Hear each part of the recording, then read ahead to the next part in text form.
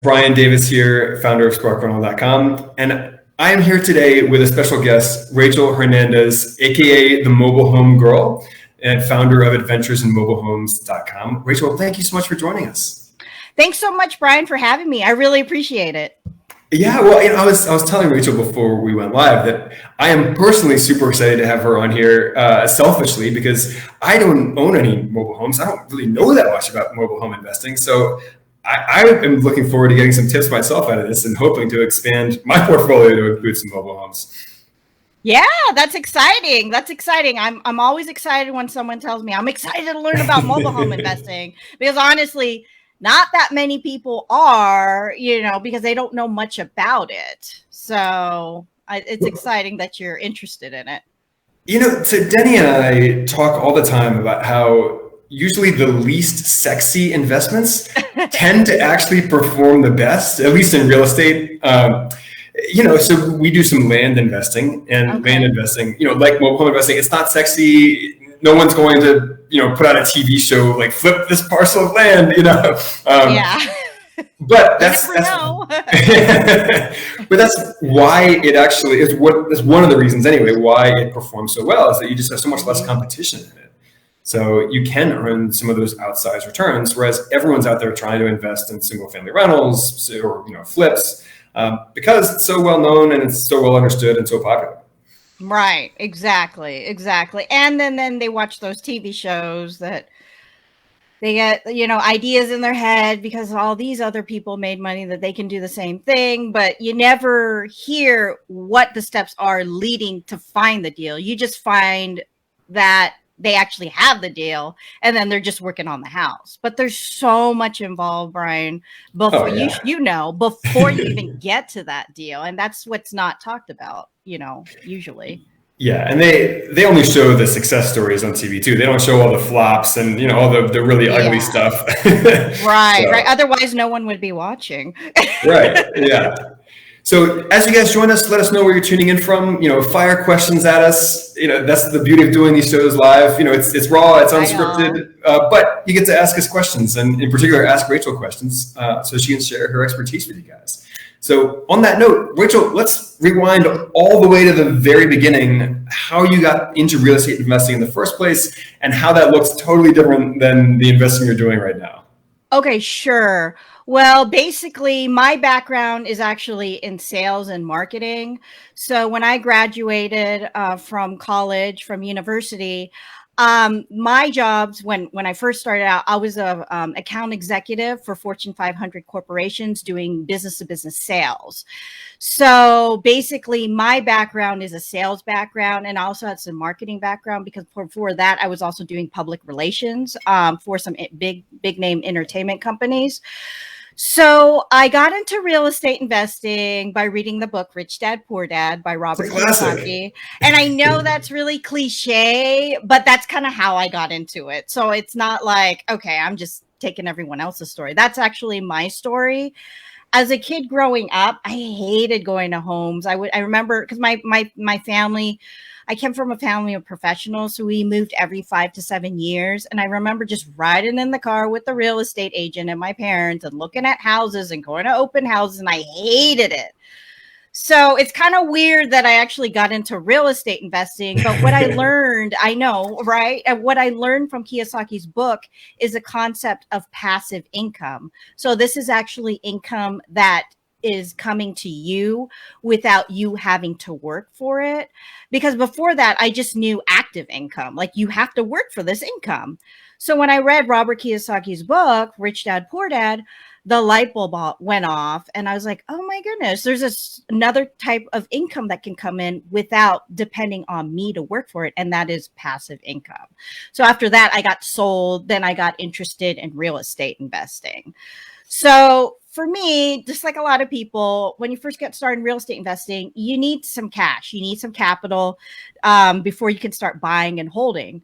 So what I did was I was a bird dog first. I looked for deals for other investors, mostly landlords and then also rehabbers.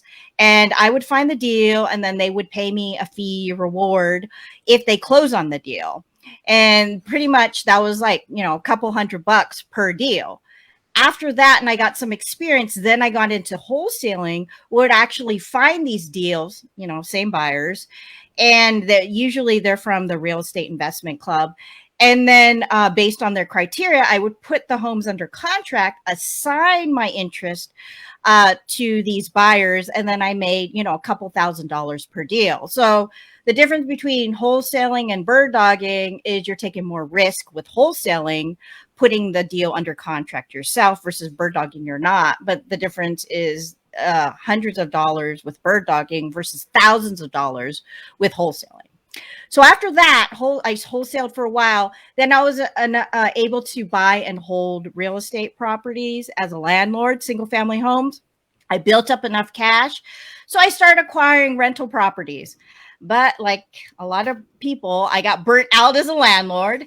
And one of the things that I didn't like about being a landlord was that every single month, I didn't buy the homes, straight out cash. I had a mortgage. The cash flow from the properties would go towards the mortgage. The bank would get paid every single month. Then, even if you don't get paid. Yes, exactly. Then homeowners and HOA, homeowners associations, then insurance, and then you're left the last person to get paid. Yeah, exactly. Yep. Vacancies. Right. Yeah. And sometimes you don't get paid, so, and then property management. Cause I thought, okay, well, I'll just bring in the managers, and I'll just manage them. No, it was a complete mess. I still had to manage the managers. They were still making their, percentage, their commission. And it's just like, I can't do this. So basically I did landlording for a couple of years.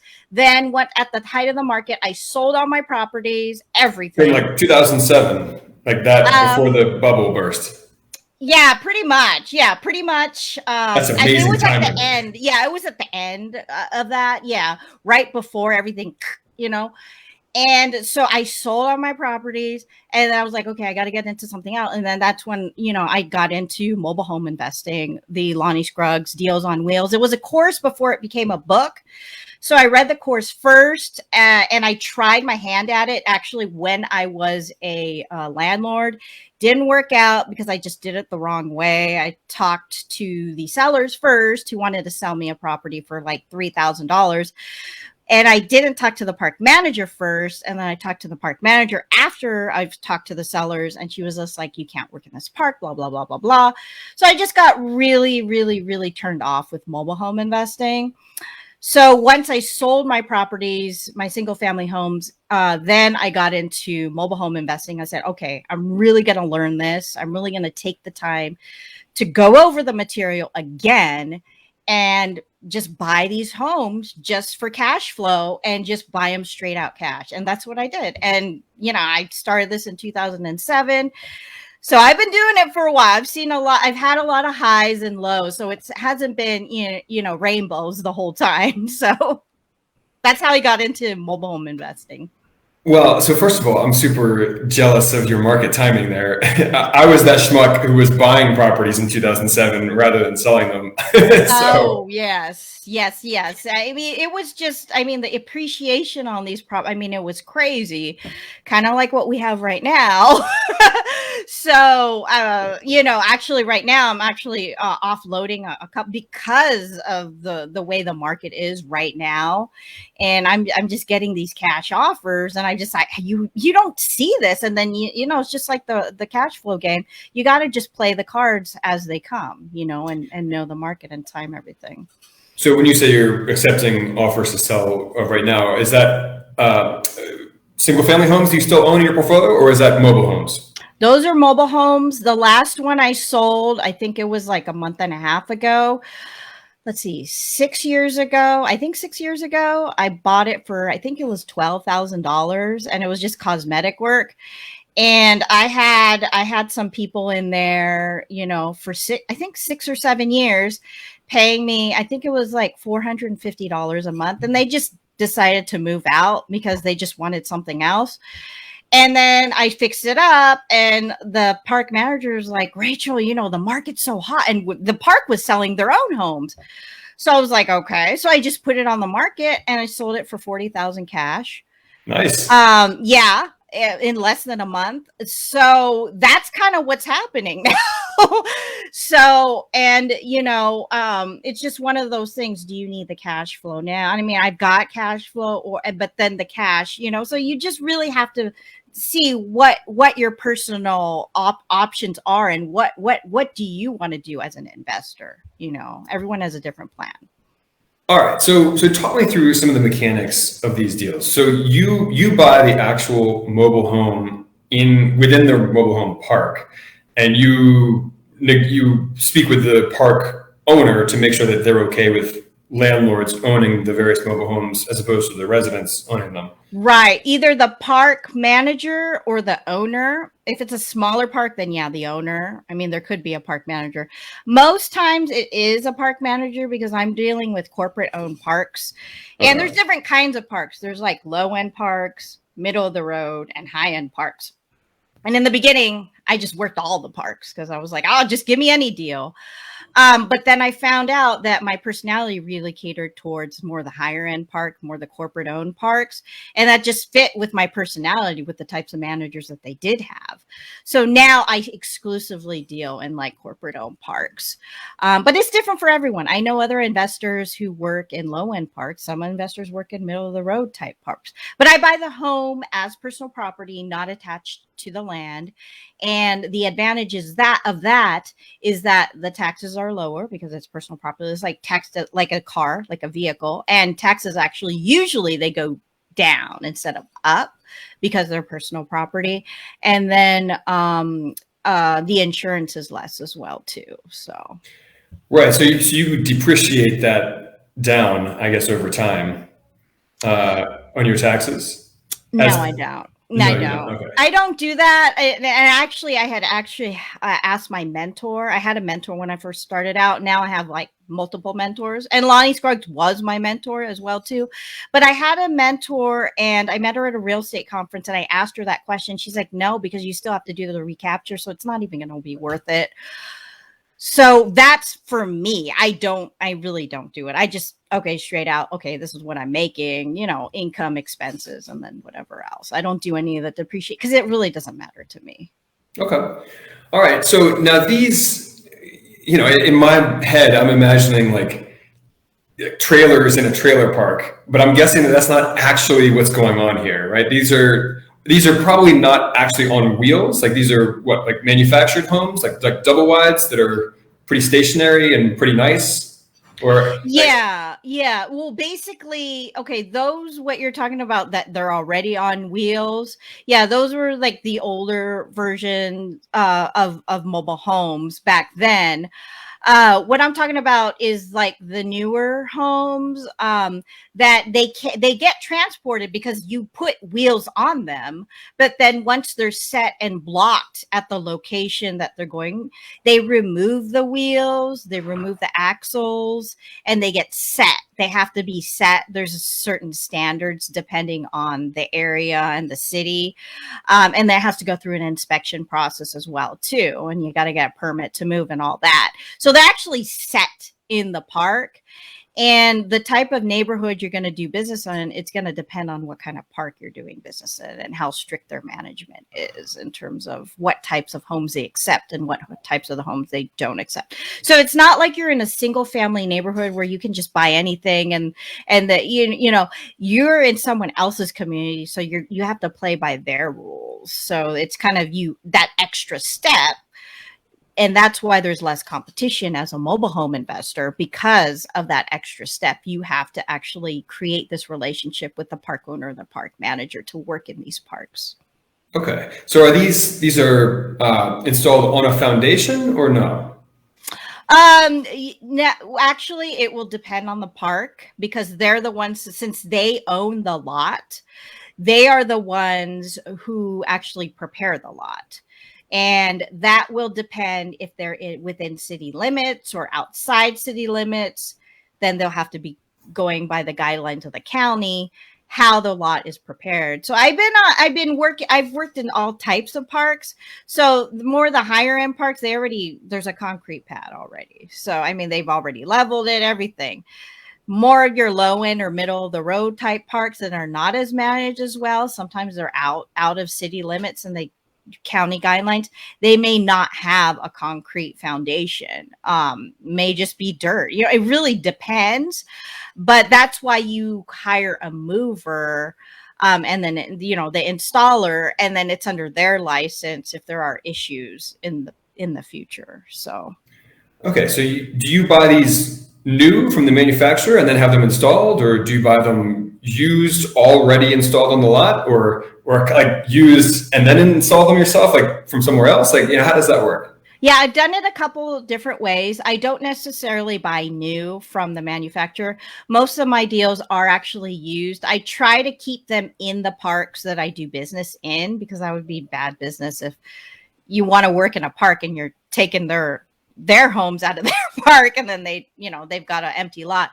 But if I find a home in a park that I really don't want to do business in, like more of a low end or middle of the road, then I will move it to another park that I work with, more of a higher end corporate owned park with a space, and move it to that location. But when I first started out, and what I actually suggest people do is actually leave it in the location, just like what Lonnie Scruggs did and what he recommended people do in the beginning, because it is costly and there's a lot of steps when you're moving mobile homes. So Gotcha. Okay. And are you financing these deals, or are you paying cash? How are you paying for these? I'm paying straight out cash. People have asked me, I'm like, financing. I do know people who've taken on partners, or they've gotten private money lenders. Even other investors have actually taken home equity loans out of their homes to buy these deals. I don't recommend it. Some other investors, they just partner with a friend, but for me personally, I'm financing this just through straight out cash. So like I said, when I got into mobile home investing, I had the cash from the sale of my single family homes to start out with. So then the cash flow, I just keep reinvesting. And then if I have some cash that I have to, work with, like that when I sold, when I just told you that then I'll buy the home, or, now I'm thinking about going into lots and land, which is the next Buying step. parts yourself. Parks, I've gotten some people who've actually asked me, would you like to partner in a park? And I actually asked Lonnie Scruggs this question. And the reason why he didn't get into parks was because him and his wife wanted to travel in an RV across America. And he told me, like, with the home, because I basically work with people with a homeowner mentality that they eventually want to own the homes. So the way I set it up is they are leasing with an option to purchase these homes, Okay. versus a straight out rental. And so I had actually asked Lonnie about that, and he said that's why he didn't go into parks. Because the parks, he's like, you're in a different game. You are in the management game. Right. And there's more than meets the eye to owning and managing a park, and it's very expensive for small time investors. I know a lot of investors who actually got into parks, then they got out of parks just because, they were lucky to get out. They spent so much money and it wasn't worth their time or effort. It just didn't work out for them. And I talk about this in my podcast, episode 13, The Truth About Mobile Home Parks, if anyone is interested in learning more about mobile home parks. But for me, I'm not getting into that right now, personally. It's nothing I want to do. Okay. I value freedom and time more than, I want to manage all the time. So. Well, amen. So how much are you paying for a typical mobile home? Again, these are the higher end parks, I understand, but like, how much are you paying for these? It would depend on the market. I will tell you my first deal, and it was actually in a higher end park. I just got lucky. My first deal, I paid $3,600 cash. $3,600 in cash for the home. It was a 2-bedroom, 1-bath home. This family, they had been living there for 10 years and they just wanted out. They're like, you know what? We just want to live in a nicer neighborhood. They actually, I think they went into a single family home as a rental, and went into a different school district. So this actually was not even advertised. They found me because I had passed out flyers in the park, and I actually already talked to the manager. She's like, okay, you could do business in there. So they didn't even advertise this home. And I had called and she didn't even tell me. She's like, well, I don't want to tell you a price over the phone. I just kind of want to meet you. So we did a negotiating and back and forth, back and forth. And to make a long story short, I bought it for $3,600 cash. They even cleaned it for me. Then in 2 weeks, I had a nice family in there who paid me $1,000 to move into the home and $250 a month for 4.5 years. And they were never late. So, yeah. So that was my first deal. But typically, it would depend on the market. I'm telling you, this is true. I've had students. I remember this one student, husband and wife couple. They bought a mobile home in California for $4,000. And yes, I'm not kidding. They bought it for $4,000 cash, but the lot rent was $1,000 a month.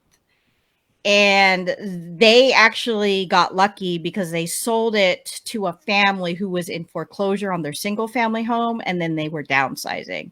So the deals are there, but I would say that they're more off market deals to get the best deals, like anything, out there. So it would depend on the market.